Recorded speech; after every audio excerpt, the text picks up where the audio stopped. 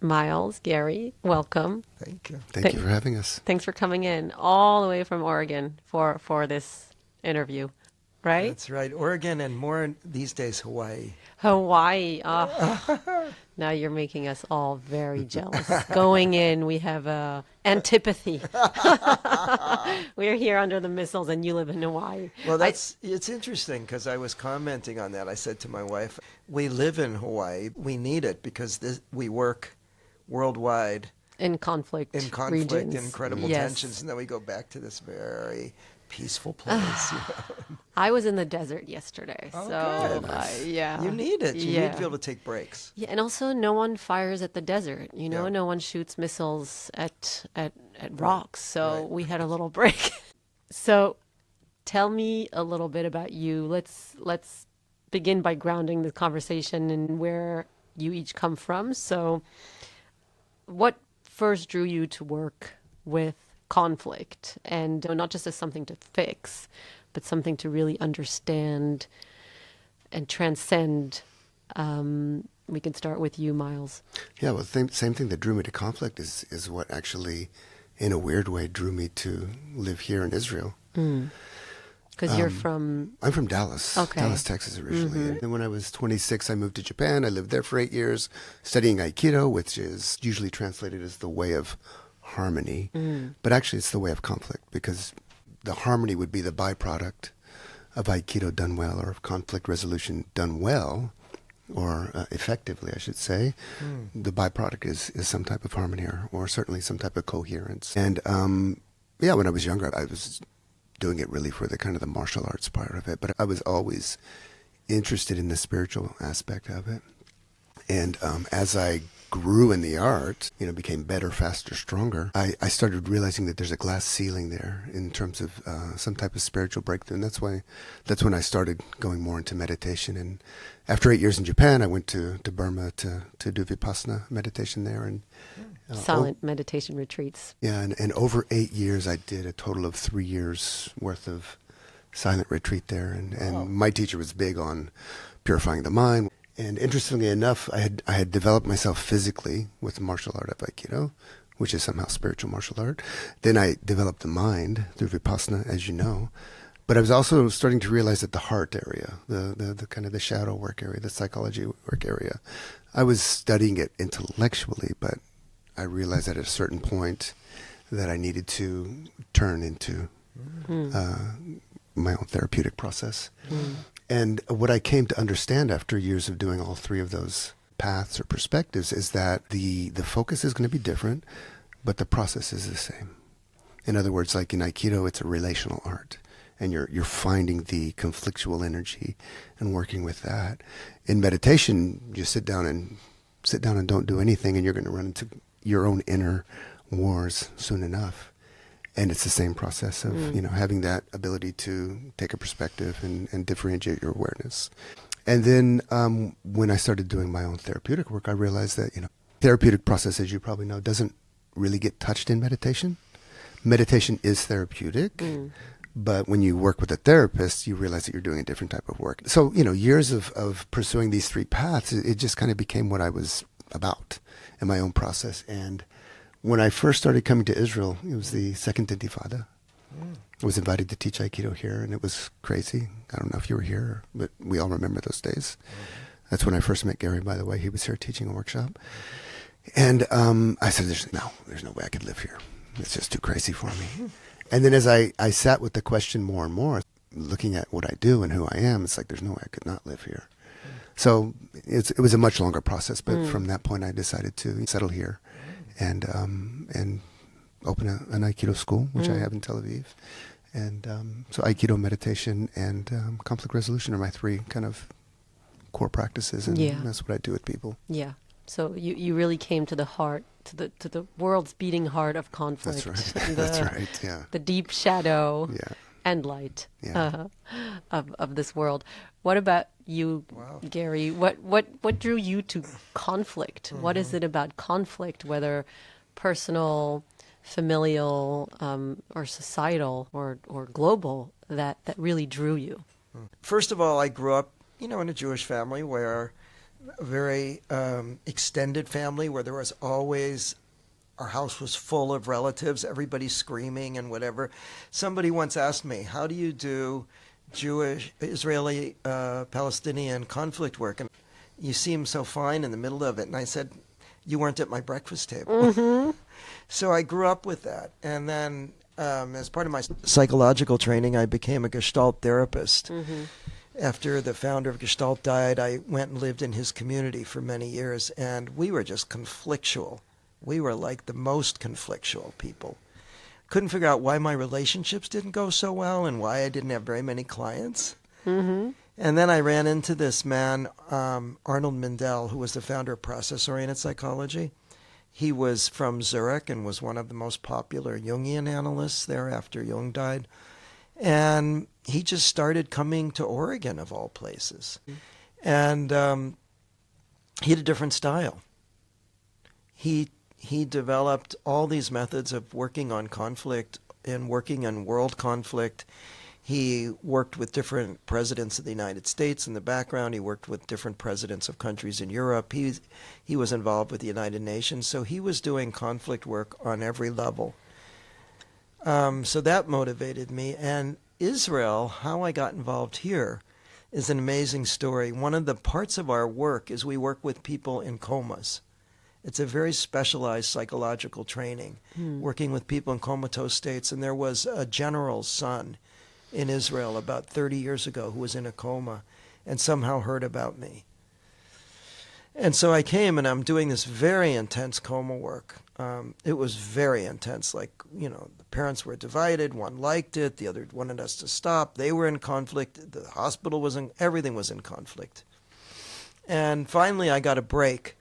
And I got this call from this woman saying, I've heard about your ability to work with conflict, and I'm coming to talk to you today. And I said, well, I'm going to be in the water, in the ocean. And she said, where? And so Let's have a meeting in the ocean. So I'm out swimming, and I see this woman in her dress swimming out to me. And she said, I need you to come to Haifa tonight and work with Palestinians and Israeli Jews on conflict. And I said, you've got to be kidding me. And she said, no, it's tonight. And that was the beginning of 30 years of doing this work. There was one other really big piece. When I was young, right at the beginning of coming here, about 30 years ago, I was relatively young, and I was having troubles in my marriage. And I saw this sign in the old city that said, if you need some help, call this special mystic and he'll take you where near the wall you have to go for like a vision quest. So I go on vision quest, and I'm sitting there meditating, help me with my marriage, come on. And all of a sudden I had this incredible vision, and it said, you're meant to do something healing the wars between the world's religions. And I said, I don't know anything about the wars between the world's religions. What do I do with my marriage? And they said, that's not where it's at. And I got that answer about 10 times. You're meant to do something. And so that dedicated me to doing that, not only here, but in many, many parts of the world, working with really big conflicts, working with healing historical trauma, and especially the wars between religions and what happened to the original spirit under a lot of those religions, which was more one of connection and peace and things like that. So now that we understand your foundations a little bit more, I'd love for each of you to introduce your approach in terms of a beginner or a lay person who doesn't know much about Aikido or about your therapeutic processes. What is the core of your work? I guess a very simple, but maybe over simplistic, but simple's good. A way to look at that is moving from a dissonance to resonance, which is already starting to connect with that which is being dissociated from. And then from resonance to coherence. Coherence is when we fully become whole. And, I think energetically we can all connect with that. We all know what dissonance is. We feel it. Just open the news these days, certainly here in Israel. We've been through 19 months now of dissonance. Yeah, it's crazy, But the fact is, underneath that, we're kind of living in dissonance. We're living in a split. So the movement, the healing process is actually turning away from the external stressors, which, okay, the huti or whatever, and turning into the internal stressors. Because the external stressors are the triggers, but what's being triggered inside of me is something that's not healed. So Gary, your therapeutic method is process-oriented psychology. That's really where your expertise lays. Can you tell us a little bit about that? Maybe specifically in relation to the current conflict. I mean, Sure. You've been around for a while. How is process-oriented psychology relevant for our times? And also I'm wondering, how have these times affected you, and how have your tools helped you in dealing with whatever you might have felt in the last 19 months? Those are great questions. So process-oriented psychology is a mind, body, spirit approach. And it unifies like all the different ways of working with people. So we work with dreams, with body symptoms, with relationship, with family. I developed the family therapy there. I developed a lot of the intimacy and sex therapy. We work with coma patients. But there's a whole part of our work called world work. And that's where conflict work lies. World work is conflict work, organizational development, and leadership training. Before I go there, I just have to mention also part of our connection is I've also been doing, certainly at Miles level, but I've been doing Aikido for about 19 years. And for me, Aikido was the embodiment of our principles. The reason I study Aikido so much is that even though they're wonderful psychological principles, they're more in the head and in the emotions, but you really need to be able to embody conflict resolution, right? So there's two different main ways of working with conflict in process work. Working with individuals and organizations, we have two main methods that sound very simple and are not easy to do, but they're easy to describe. The first is a 3-step method. That was the original method in process work. That means that in a conflict, I need to develop fluidity. It's the same thing we do in Aikido, right? When we blend and we move. So I need to really be able to take my side, and a lot of people can't do that, especially with emotion. And once I take my side, I need to be able to get fluid and come over on your side and not only sort of repeat what you're saying, but look into your signals in your body and sort of dream into what you're feeling and make sure that's right. Once I really take your side, then I can go back and work on the conflict. If I get stuck, I take the third position, which is more that meditative, empty mind, that neutral place where I'm just studying what's happening. Sounds easy. It's not. It's my wife, who's out listening, used to say, I've never seen anybody do conflict work like you in public. What happens when you get home, right? Because when it gets real and it's hot, and the closer you are to somebody, the more, like in martial arts, you would say, the more your vulnerable points are available. It's tricky. Now, I think we do really good with it. But it's all of those positions. Some of us are better at taking our side. Some of us are better at taking the other side. And I've even used this approach where somebody wanted to kill me. Somebody was convinced they should kill me. How did you know this person wanted to kill you? They called me at home. I was living way out in the country, and there was somebody who had my last name who had beaten their brother up in a drug deal. And no matter how much I tried to convince them that I wasn't a drug dealer, I was a psychologist, and I didn't even know the tavern they were talking about, they kept saying, I'm coming to get you. And I said, I'll call the police. And they said, we know where you live. You're way out in the country. The police can't get there.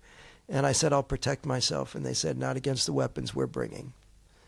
So I thought, well, what am I going to do? So I remembered that I had just learned this conflict work method. And so I used it.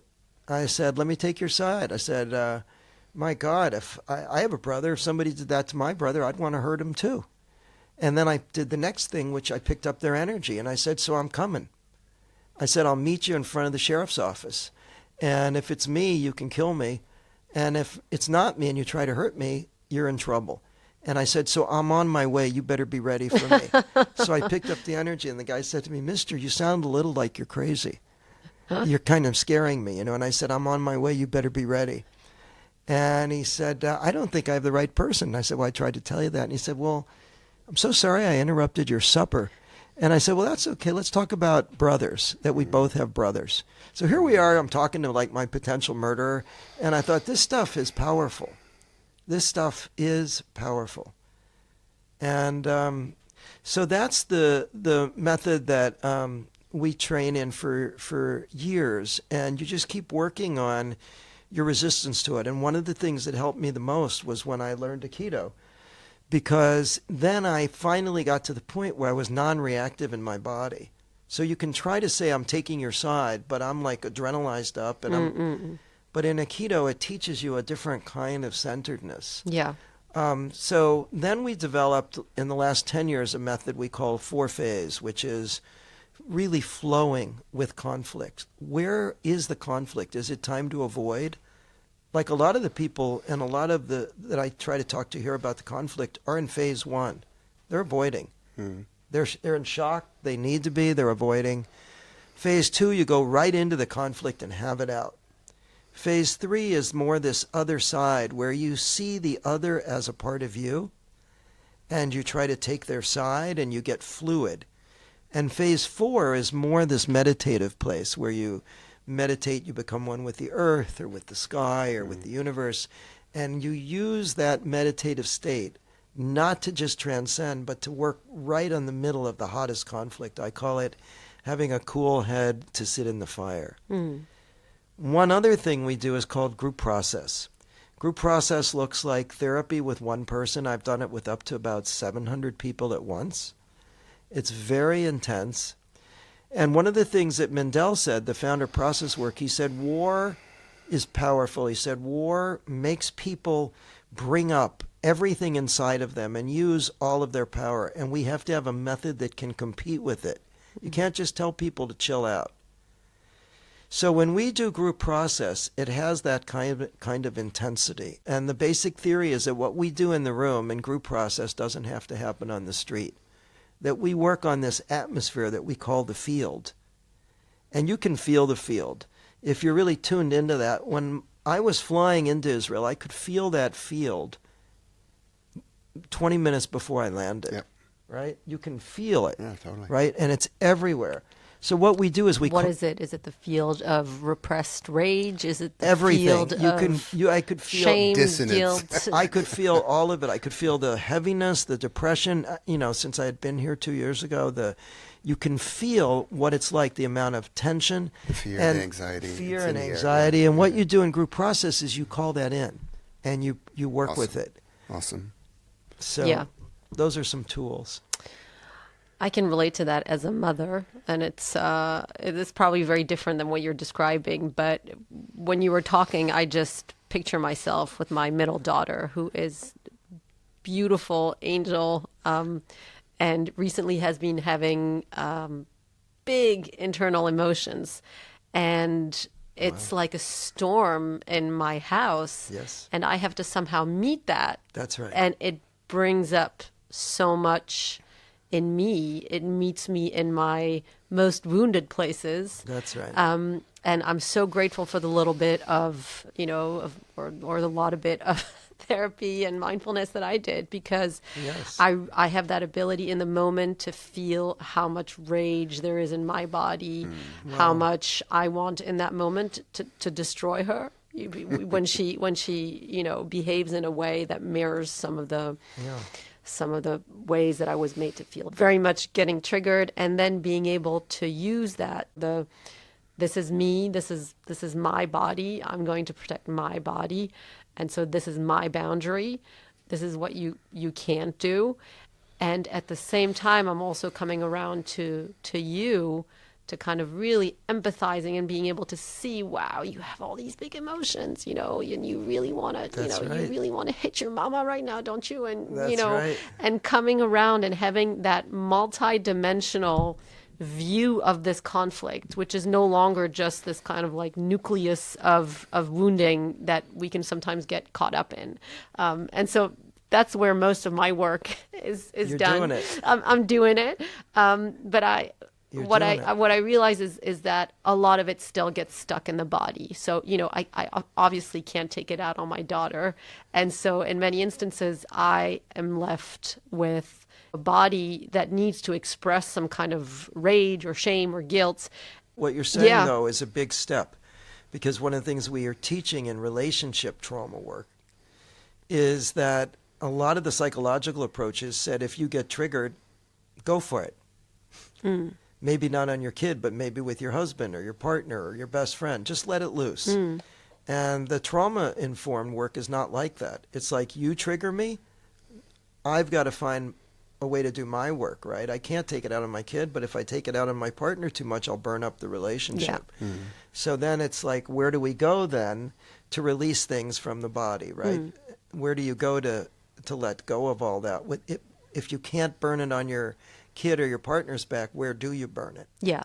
And so a lot of people, I mean, it's not just in parenthood, right? A lot of people will feel all this kind of like repressed rage at the news or at what we imagine people are projecting onto them. And then they take it out in the street, on the bus, if they're in the army, on the other side, if they're on social media, writing horrible things. That's right. And so I think that's maybe where we can connect it with our lived experience, and also coming back to that idea that those initial feelings are valid. The rage, the shame, totally. the guilt, the wanting to destroy, the projecting onto the other, those are all valid, real, welcomed emotions. They just need an outlet and a place where they're not going to create further polarization and conflict. Got it. So for me, I found it a little bit in yoga. I guess I have to try Aikido now. Try it. It's We good talked stuff. about Watsu before starting the Watsu. recording, water therapy, where I can really kind of, my nervous system just goes into a embryonic state. But I'm wondering with you said it, you came into Israel, you felt this divisive, wounded, depressed, anxious, fearful energy.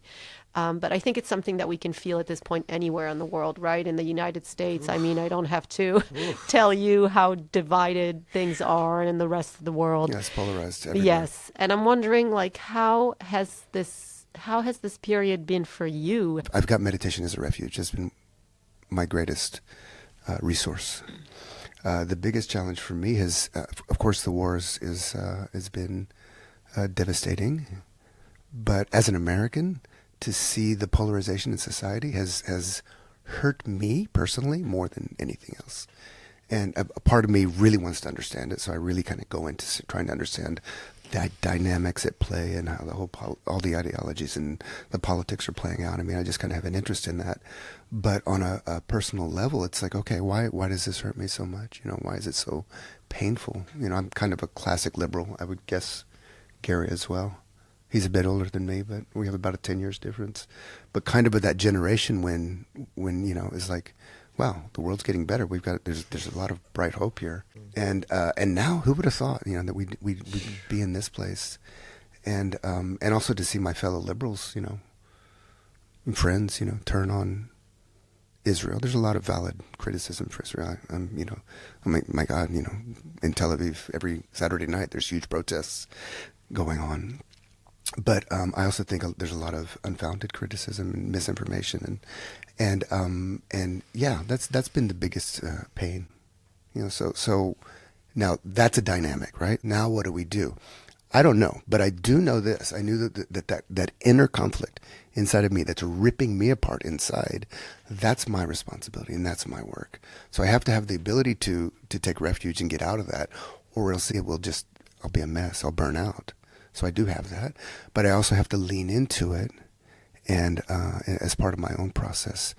One of the things about Aikido that's exceptional about Aikido, as opposed to other martial arts, is that it's a positive sum martial art. Zero-sum martial arts, there's always a winner and a loser.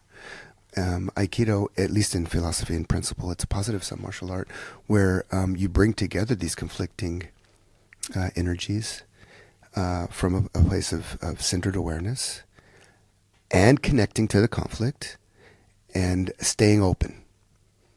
And something may emerge from that. It's the same thing in therapy. Something may emerge from that would be more coherent. And all the bells and whistles, all the survival instincts inside of me want to fight, flight, and freeze.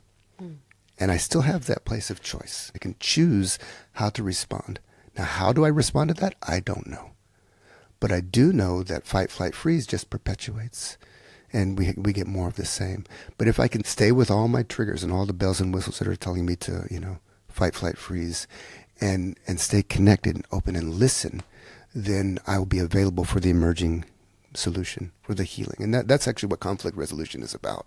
You can't predetermine conflict resolution. You can't predetermine therapeutic healing. Right. You have to fully give yourself to the process. You have to surrender to the process. And when the conditions are right, miraculously the healing happens. So that's something I work with people to do. I do it in my own life. I have good days where it happens all the time. I have days where it doesn't happen at all. But it's all a dialectic. To stay with that dialectic is I think, the most important thing.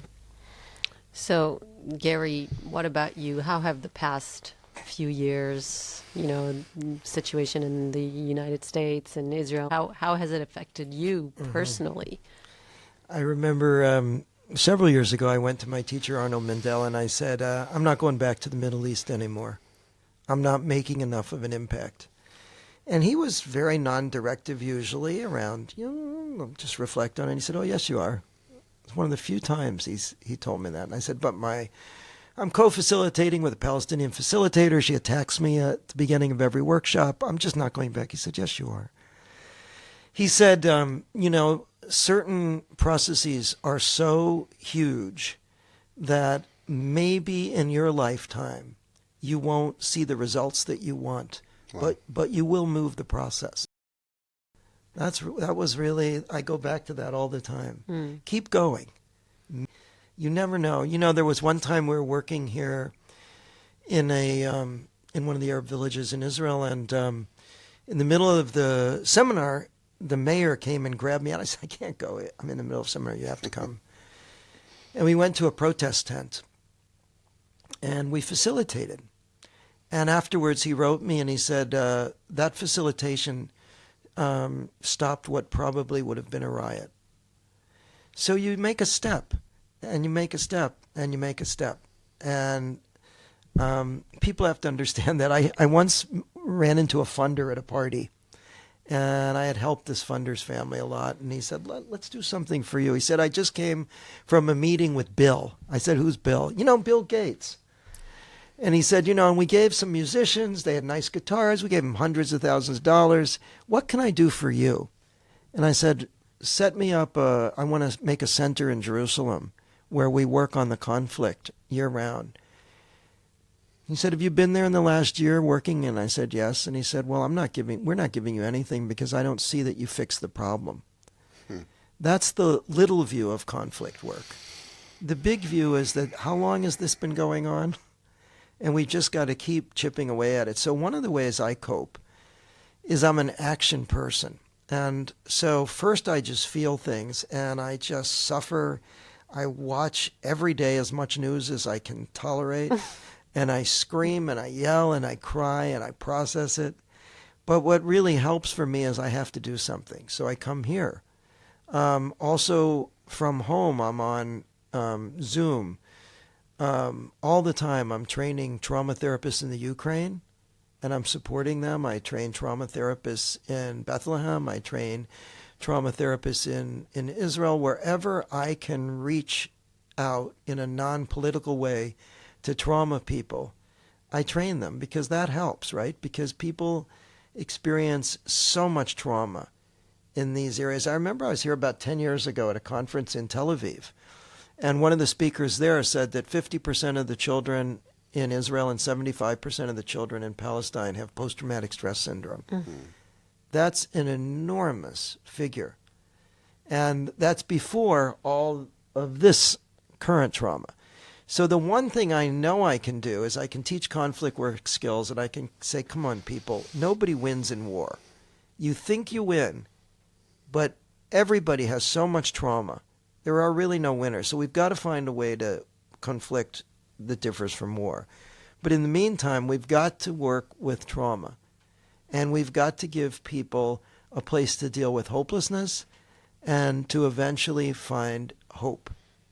So I think that's what I do. And also I up my self-care. I do more keto. I More do. watts. I get more body work. I do more. I'm a runner. I run further, and I try to take more meditation time. It's really important because the caregivers get wiped out. I was just talking Burned to out, some yeah. caregivers in Israel since here, and they say, "Oh my God, they're out there working with the families of the hostages. They're out there working with the soldiers." Say, "Oh my God, I'm so full of trauma. Yeah. I'm having constant flashbacks. You know, this thing of secondary trauma when you're a healer." Mhm. So I'm into healing the healers because we've got to have somebody who's still present that you can go to, right? Well, there's a few points there. First of all, I love the fact that you said that you take in as much news as you can, because that is the complete opposite to what almost every guest on this podcast has said is, reduce your news consumption, don't be on social media, which of course is impossible to do because we live in this world where all the forces are at play to grab our attention towards the horror, towards the division, Towards the outrage, yeah. towards the outrage, Yeah. exactly. So I like what you said, that if already you're going to be engaging with the snooze, well, maybe let out these internal voices that you're feeling, scream at the television, wail at your smartphone. So that's, first of all, I'm going to take that on. My neighbors are going to have some qualms about that maybe, but I'm gonna try to take that on. And the second thing, which I really appreciate, and that's something I keep coming back to, is in order for us to be able to live through this time, I think not enough people are realizing how traumatized we all are, and not giving ourselves enough grace to say, my God, nobody in this world should be going through any of the things that you're going through. It doesn't matter if, like me, you're a mom in Tel Aviv and, you have a few sirens, or if you're someone in Gaza, God forbid, or you're a soldier in reserve duty, or you're the mother of a soldier in reserve duty, or, you're a person on the right wing who thinks such, horrors, etc., of people on the other side because you've been fed that, or, vice versa. Nobody should be going through this. So give ourselves some grace and maybe just up our self-care. How wonderful would that be if just people would take a few more minutes to breathe, to walk, to Aikido, to, look up at the sky, whatever it is, move that energy in our bodies. I want to go a little bit deeper into kind of actual conflict work because, like I said, self-care, being aware of our trauma and working through it is already going to not only benefit ourselves, but benefit our society, in the sense that if I'm more regulated, of course, I'm less likely to snap at my kids and my husband, at the neighbor, and they're less likely to snap, et cetera, right? It's a butterfly effect. But we haven't talked about compassion yet. When we are so much in that fight, flight, freeze mode that, Miles, you talked about, Gary, you talked about feeling that energy in Israel of anxiety and kind of primal fear. It's so hard to access the parts of our brain which are able to feel anything for people who are outside of your tribe, for people that you are told want to hurt you. So I imagine that conflict work, part of it is trying to empathize, trying to understand the other side. I'm not even talking about, trying to understand Hamas, but trying to understand the average Palestinian, maybe the society that they grew up in, the messaging that they grew up with, the trauma that was inflicted on them, not only by Israeli forces, but maybe within their family, a patriarchal society. So first of all, a lot of people are not willing or able to do that. But beyond being able to kind of empathize that they grew up in a certain way, etc., for me to feel compassion at this point for anyone else when I am suffering, and so I'm in fight flight and I'm worried about my kids' safety, seems almost impossible. So is that even something that you're attempting at this point? Is that something that you think is part of our conflict work, or does it start with those steps of, putting a hand on my own heart and saying, like, I'm safe right now? Is that part of conflict work? First of all, in phase work, the idea is that you don't push people into that phase 3, which is the compassionate phase. You support them more to be in phase 2. Nice. And then they naturally When phase 2 is... go ahead and take care of yourself, be on your side, stand for your people, It's all valid, what you're It's going through. all valid. Really go for it. Do it even more. And then you watch for the natural little threads that start to then move naturally into compassion. And so I have people who are mad at me. Some of my Aikido teachers are big supporters of Trump. You shouldn't study with that person. No, that person just called me a week ago and told me they love me. I'm not going to just box them out because of that. And so it's a kind of training. It's a kind of, for me, it's like Aikido training. You know, in Aikido, the first times people attacked me for the first years, I just was going to react. My teacher could say, stop that. My body was going to do it. And something shifted. And there's something like that, like several people, even since I've been in Israel, I said, well, are you like on the wrong side? Why are you willing to train therapists on both sides? And I said, but Do you get that more from Palestinians or from Israelis? Israelis. Like how can you talk to Palestinians at this point? Why are you willing to train Palestinian trauma therapists? You're a traitor. You're on the wrong side. And I said to them, no. I said, if you're a doctor and somebody's bleeding to death, you don't ask them. That's right. Are you Palestinian? Are you Israeli? Are you whatever? You stop the bleeding. That's my position, that I'm not going to stop teaching healing work. And I said, and also think about this. Are you really doing good by not helping the other side cope with their trauma? Because the more traumatized people are, the more dangerous they are. The more they want to strike out, the more they're triggered. So I said, trauma training, compassion to the other side is a safety maneuver. It's a safety maneuver. And so I want to get people to see that being compassionate to the other side is not violating your side. It actually protects your side. The more that person is wounded, the more dangerous they are. The more you put that person down, the more they're going to come back at you. One of our Aikido teachers, Hiroshi Ikeda Sensei, is one of my teachers. He's just teaching that all the time. He said, winning and fighting is an illusion because you're eventually going to find somebody who's going to catch you off guard. You're going to find somebody stronger than you. So just fighting is not enough. He teaches to us. He teaches us to always be connected. You never break the connection, right? When somebody's attacking you, you stay connected. That's kind of like an act of compassion, right? But again, you can't push that on people. If somebody needs to stay disconnected and just stand for their people and their side, great. But watch yourself. Watch when you get tired of that. You know the thing that's most hopeful for me being here this time is because I come in and out, I feel the pulse. And I've been here years before where I've heard people on one side or both sides ready for war, almost excited for it. And what I hear from both sides now is it's reached a point that I keep hearing people on both sides saying, we are so exhausted by this, it has got to stop.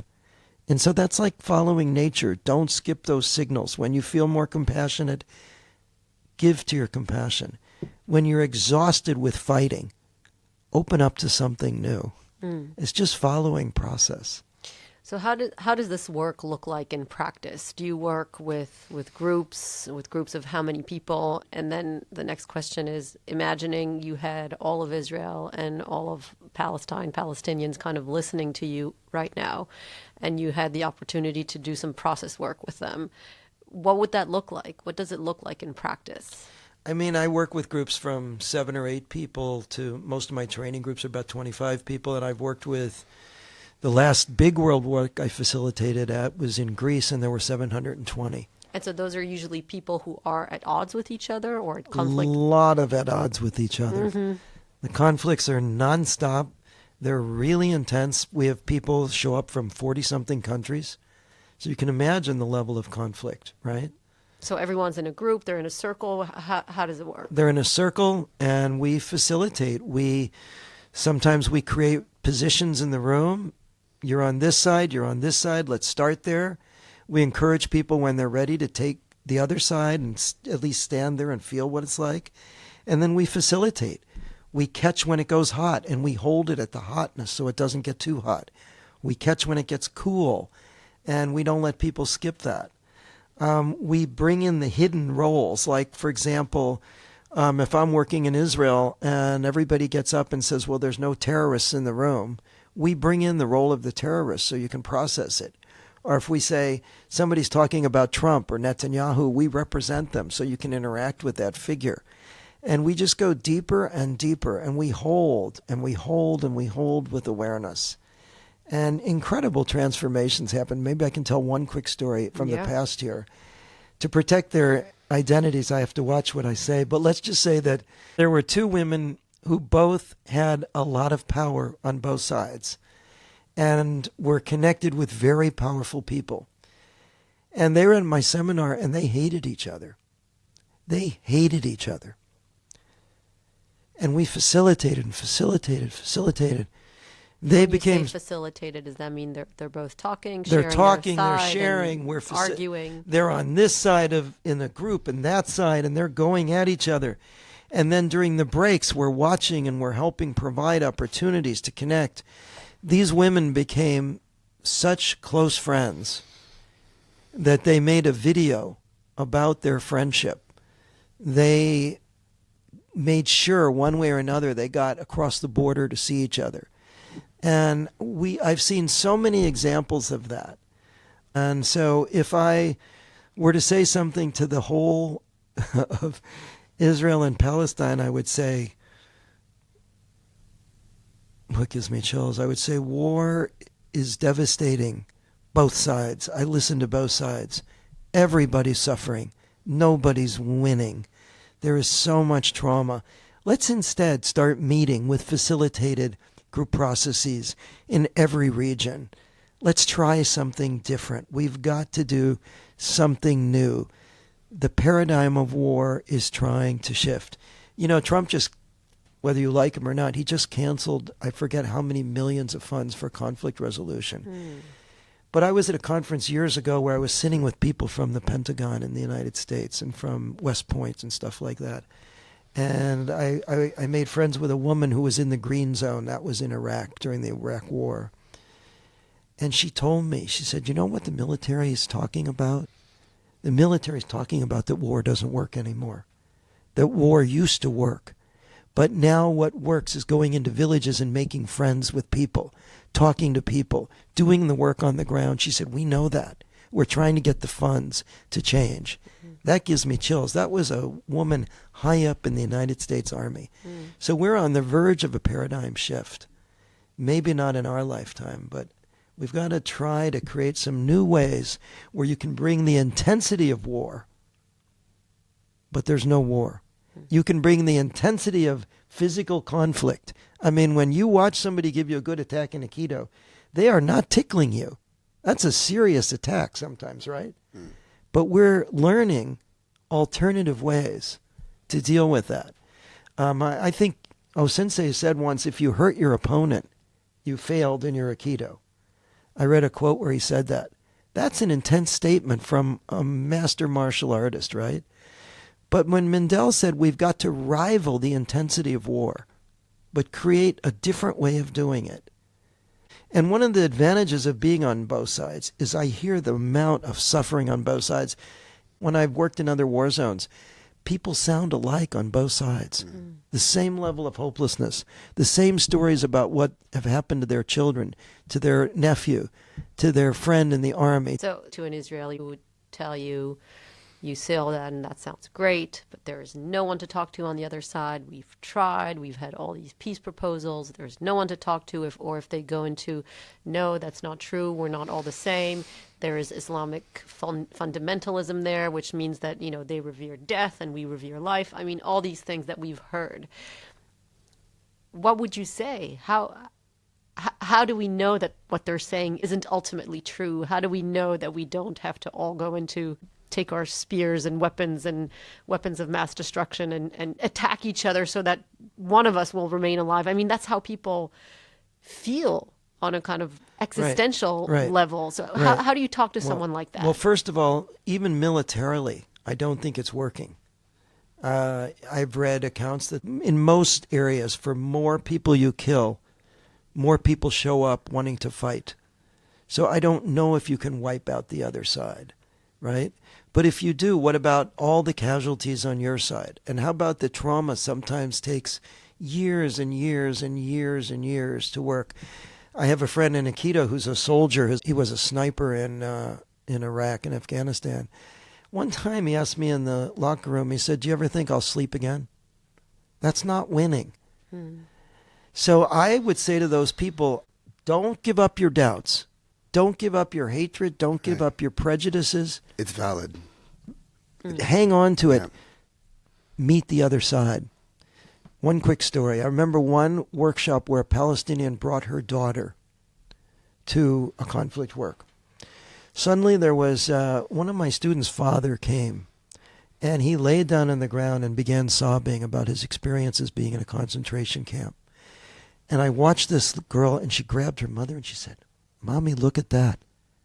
Jews cry just like us." That was a moment. So I think we've got something that might work in Aikido. We're not saying in this work, don't defend yourself.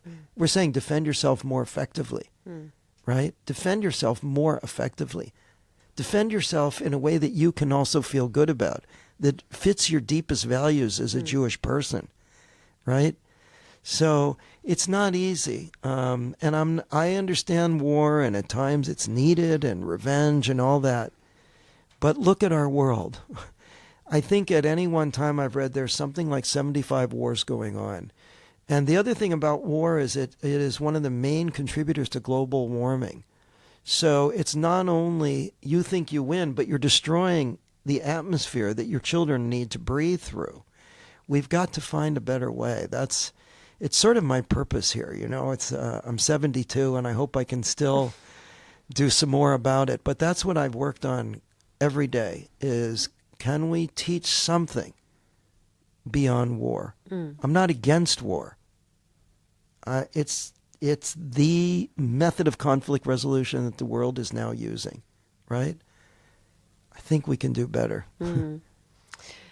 I call this podcast Raw because it's war backwards, and I think that they kind of mirror each other. The war and the rawness of our emotions, of kind of like stripping ourselves bare and seeing what we are at our most primal level. You know, these animals wanting to protect and destroy what we think threatens us. And the other title that I was thinking about was Wise Warrior, because in Buddhism there's this concept of the wise warrior, and I in the beginning of the war I kind of closed my eyes and I envisioned this kind of older warrior, male or female, you know, beaten down, exhausted, having seen so much suffering, and I just had this conscious vision. I just saw this warrior with the sword kind of, you know, dripping with blood, and the wise warrior knows when to put down their sword. They know when to kind of kneel and say enough is enough.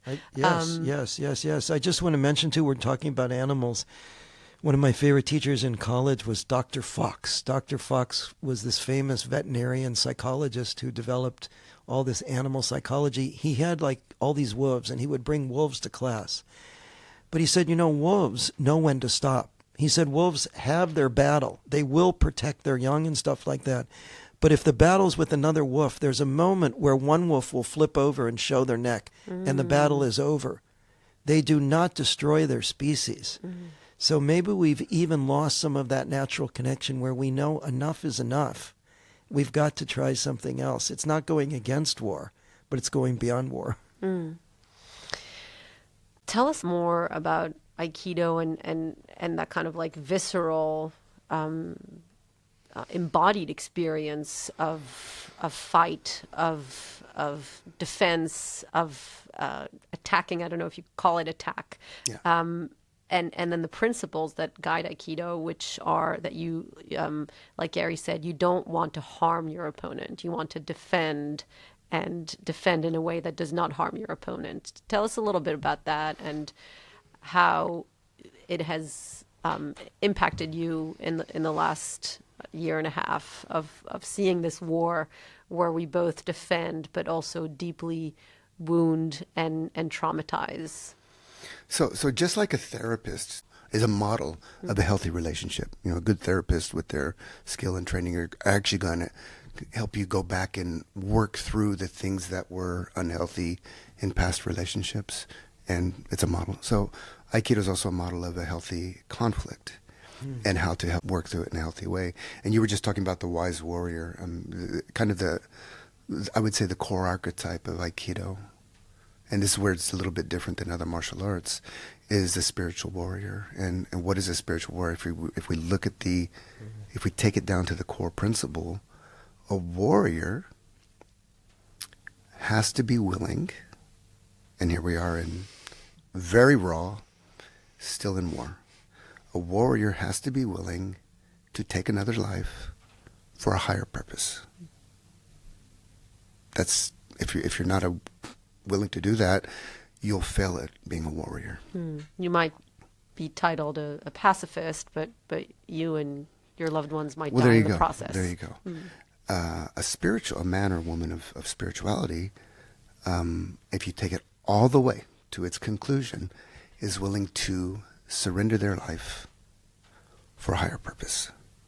Right? So these are diametrically opposed. When you bring them together as a spiritual warrior, you create a really tense dialectic. What the hell does that mean? That I enter conflict as a warrior, I enter that conflict for a greater good. Again, there's always the moral greater good thing. Now, whether it's actually moral or not, it's a whole nother conversation, but let's just stay with the principle. You enter that for the greater good, and you're willing to go all the way. But as a man or woman of spirituality, you also enter it fully ready to sacrifice for the greater good. And when you bring those two things, it's like a Zen koan. When you bring those two things together, and you hold that with a capacity of awareness, together with technical skills or whatever methodologies that you've kind of internalized, then you have a beautiful model of conflict. And the other thing I would say about Aikido, I mean, I could talk a lot about the technical ways, but I think I'd rather say that like the old cliche, with great power comes great responsibility. Spider-Man. But it's true. So in a conflict, the person, the party that has greater awareness has a greater responsibility, just like you were talking about with your daughter. I have 2 kids as well, same age. When our kids are acting out and I'm starting to lose it, I realize, hang on a second, I'm the adult here. Yeah. I need to have a little bit more space. There'll be times where my 11-year-old say, "Dad, are you okay? Why are you so angry?" And I'm like, and then suddenly she's actually more mature in those moments. She has greater space, and that helps me. So that the person with the greater space has more responsibility to facilitate in one way or another the space for that. And then the person in conflict or acting out, they act out, it plays out, it's valid, as Gary was saying, it's valid, it plays out, and then you're still together in that same space. For me, what mindfulness has given me in this past year and a half is that little bit of space, that I need with my kids, that little bit of space that I need when someone cuts me off in the road, or when I read a horrible piece of news, is that kind of initial reaction in my body, which is to want to yell profanely or hit or lash at or destroy. We all have it in us. The desire to destroy that which we think threatens us. And then the mindfulness comes in to bring awareness to what's happening inside the body. So often in our modern life, everything happens so fast. By the time we've realized it, we've already yelled something profane at someone.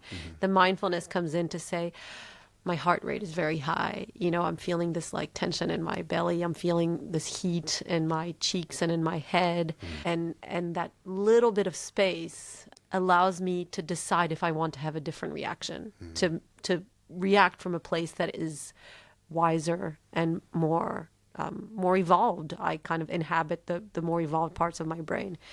So that's what mindfulness has given me, but it's not easy. It's not easy when the winds of the world are so powerfully blowing against that. I really take with me, Gary, what you said about telling people who might say, in this time, how can you tell me to feel compassion to the other side? What are you, crazy?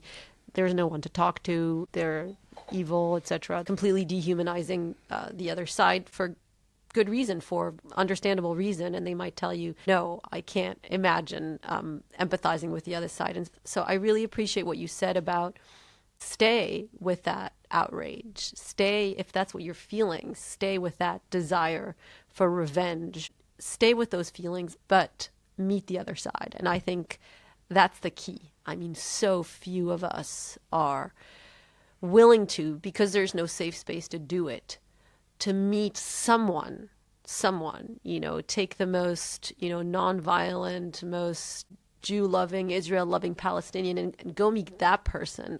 A lot of Israelis wouldn't feel the internal safety to do even that. And so I love that idea, and I think that if all of us could have that one interaction, maybe it wouldn't change the politics, it wouldn't change the kind of mindset of the leaders, but it would plant seeds where at the very least, like you said, that little girl saw that a Jew cries. I mean, that's where we're at, where so many of us can't even imagine that on the other side there is a person, a warm-blooded person who cares, who wants, who fears, who desires, who wants to be loved. So, yeah.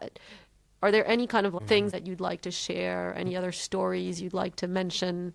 Well, there is a step you can take. First of all, when the time is right, we will bring the sides together again in our work. It's not time now. That's right. Right? But when the time is right, we will do that. We did it for 25 years. And why do you say the time is not right? The tension is too great. The lack of safety is too great. The polarization. There are people who are doing it, but for me, now I'm listening to this side or helping them with their trauma, this side. But there is something you can do until you meet those people. And that is what we're calling this phase 3. Phase 3 means every time I have a fight with my wife, I start with phase 2. I usually do it in the shower. I make myself do phase 3. Phase 2, I am so right. I am so much more enlightened than she is. She's out there listening.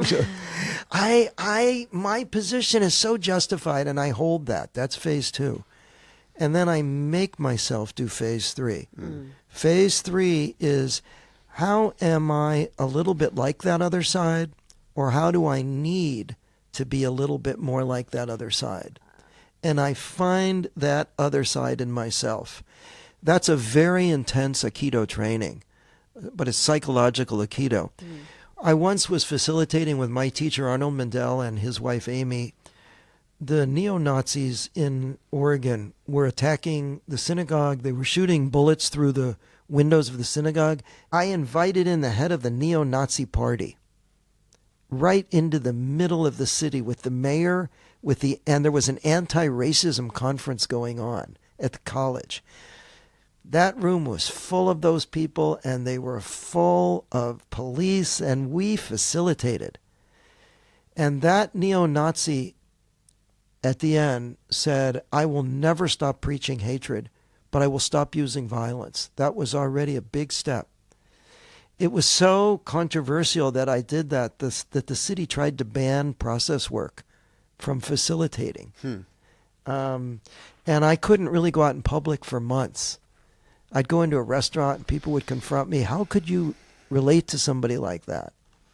And I said, because he's less dangerous. He's more dangerous in the shadows. Bring him right into the middle of the room. Let us interact with him.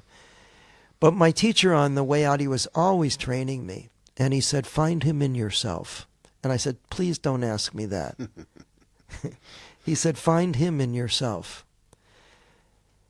And I said, do you read? I read his newsletter. He calls me Gary the Jew. I have to find, yes. So I ran in the morning, every morning, trying to find him. No way I could do it. And I was going to tell my teacher, it's impossible. You couldn't find the anti-Semite in you? Couldn't find the neo-Nazi in me. One morning, I found it. He said, I'll never give up preaching hatred. And I said to my teacher, I'll never give up preaching love. I found him. His unwillingness that I was too willing to get hopeless and give up. He said he would never give up. I needed one drop of him. That's phase 3. So everybody can do that on both sides. You can pick your biggest negative projection of the other side and find out where you're one drop like that, or you need to be somewhere in your life one drop like that. And what you do then is you stop making the other just other. The heart of propaganda is to make the other the other. Once the other is other enough, you can kill them. So this is the reverse process. They are not just the other. If we're humans, from the standpoint of quantum physics, we all share some molecules. We all share some electrons. So pick that up and make the first step. Not till you're ready. But when you get tired of hatred, when you get tired of fear, when you get tired of othering, when you get tired of reading about the casualties on both sides, this is a next step. Find out how you are a little bit like that. You know what Mendel told me? He told me that when he was working with world leaders, that they would do this exercise with him privately, even in war zones. But he said they were afraid to do it publicly because they would lose the elections, right? But there is a need in our consciousness to go beyond polarization. There is a part of us that longs for something beyond polarization. Even check it out. Practice with your relationship at home. When you think you are so much better and so much more right than your husband or wife or kid, start with that. And then use that discipline as a practice to find them in you. That changes how you also see the world, right? So those are little tiny practices that can make a difference, yeah? There are some closing reflections that I wanted to bring to you that I thought about when I prepared to interview you. And the first is a poem from Yehuda Amichai, the Israeli poet, from a man in his life. And he says, a man in his life has no time to have time for everything. He has no time to have a season for every purpose. Ecclesiastes was wrong about that. A man needs to love and to hate at the same moment, to laugh and cry with the same eyes, with the same hands, to throw stones and to gather them, to make love in war and war in love. Amen. Wow. Who was the poet's name? What's his name? Yehuda Amichai, who was a wonderful Israeli poet. And then there is a teaching, a phrase from the Zohar, which says that there is light that emerges only from within the darkness. There are sparks hidden in the broken places. The task is not to flee them, but to uncover what glows. Beautiful. Yeah. Both of those reflect the transformation from polarization to polarity. Yes. And the polarity is really what we need. And maybe that's a kind of Kabbalistic practice, is to take those sparks, you bring them back into the light. And that's a lot of what you do when you heal trauma, right? Is you take those parts of us that have broken to pieces and you help restore our wholeness. And they become gifts to the world. Yeah, I think that's a really beautiful point to end on, and something that we touched on just a little bit is the strength, the kind of transformation that can come out of trauma, right? Because we can stay at the status quo, but trauma can lead to post-traumatic stress disorder or post-traumatic growth, right? That's the new word. Yes, that's the new word. Phrase. Yes. Trauma is a path. If you facilitate it and transform it, it's a path to power. A path to wisdom, a path to compassion. Power meaning compassion, wisdom, enlightenment. Yeah. Thank you so much to both of you for your courage and your clarity and your ongoing work. And I look forward to seeing more of what you do. Toda rabba. Toda rabba.